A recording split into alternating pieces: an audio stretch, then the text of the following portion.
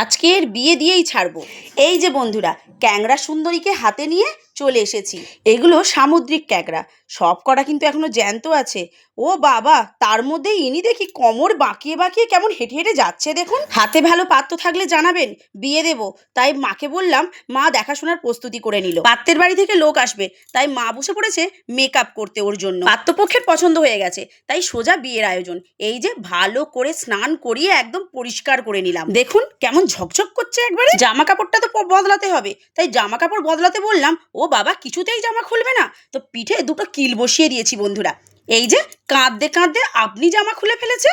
ভালো করে আবারও একটু পরিষ্কার করে নিয়ে চলে গেলাম গায়ে হলুদের পর্ব করতে। নুন হলুদ মাখিয়ে গায়ে হলুদ কমপ্লিট। একা হাতে কত দিক সামলাবো বলুন তো।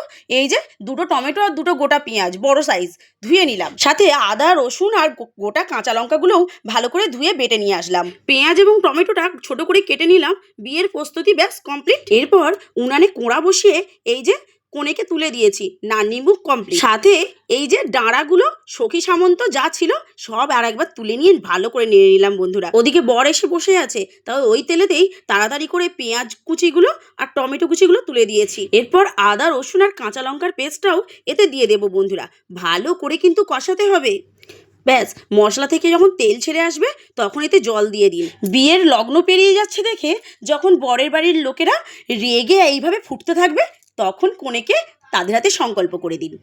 এরপর ভালো করে এইভাবে নাড়তে থাকুন, 7 পাকে বাঁধা ফেলুন। তারপরে দেখুন বিয়ে কমপ্লিট, প্রস্তুত হয়ে গেছে। বর কনেকে একসাথে কত সুন্দর দেখতে লাগছে, তাই না বন্ধুরা? আমাদের এই বিয়ে বাড়ি আপনাদের কেমন লাগলো কমেন্ট করে জানাবেন কিন্তু। টাটা বন্ধুরা, শুভরাত্রি।